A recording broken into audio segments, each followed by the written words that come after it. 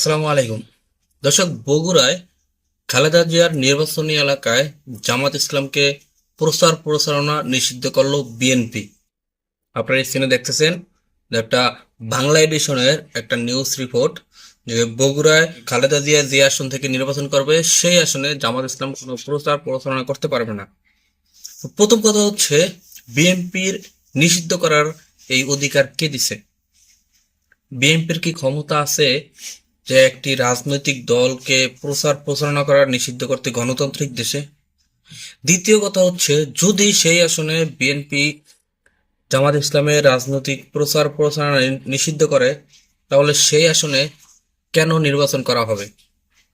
নির্বাচন প্রয়োজন নয়, আপনারা অটোমেটিকলি খালেদা জিকে জিতিয়ে দেন। অটো পাস, যেরকমটা হাসিনা আমলে করছে, সবাই অটো পাস করাইছে, ঠিক খালেদা জিয়ার ক্ষেত্রে অটো পাস করাইয়া দেন। নির্বাচনের তো কোনো প্রয়োজন নেই, আপনারা খালেদা জিয়াকে অটো পাস করাইয়া দেন।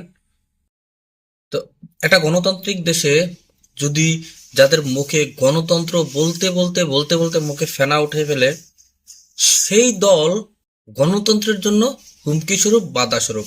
জামাত ইসলাম একটা গণতান্ত্রিক দল, গণতন্ত্র অনুসরণ করে তারা নির্বাচনী প্রক্রিয়া চালাবে এবং বাংলাদেশে রাজনীতি করে।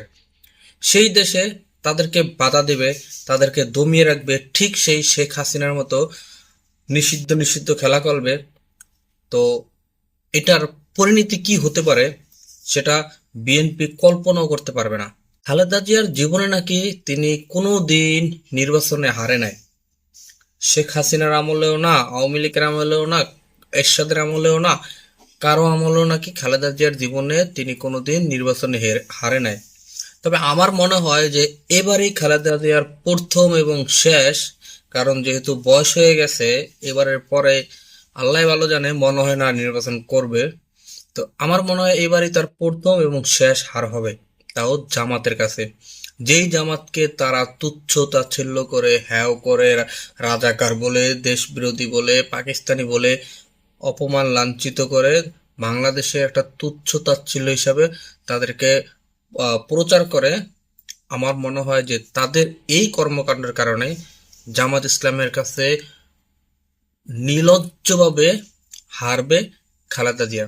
খালেদা জিয়া তাকে আপসী নেত্রী বলা হয়, তার সম্মানটা আলাদা।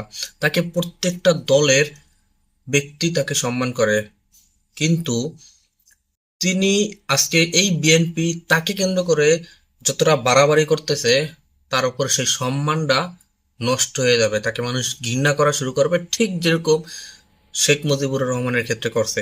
শেখ মুজিবুর রহমান এমনিতেই একজন ঘৃণিত ব্যক্তি, তারপরও তাকে সাধারণ মানুষ স্বাধীনতার একজন বীর মুক্তিযোদ্ধা বলা হয়। আসলে তিনি বীর মুক্তিযোদ্ধা কিনা বলা যায় না, তো স্বাধীনতার স্থপতি বলা হয় তাকে। তো সেই জায়গা থেকে তাকে সম্মান করে, কিন্তু হাসিনার এত বাড়াবাড়ির কারণে তাকে মানুষ এমন মানে ঘৃণা করে, যেটা মনে হয় অন্য কিছুকে করে না। ঠিক খালেদা জিয়ার অবস্থারও একই হবে। তো দর্শক, আপনাদের মূল্যবান মতামত কমেন্ট বক্সে জানিয়ে দেবেন। আজকের মতো ভিডিও এখানে শেষ করছি, দেখা হবে পরবর্তী অন্য কোনো ভিডিওতে। সেই পর্যন্ত ভালো থাকবেন, সুস্থ থাকবেন, আল্লাহ হাফেজ।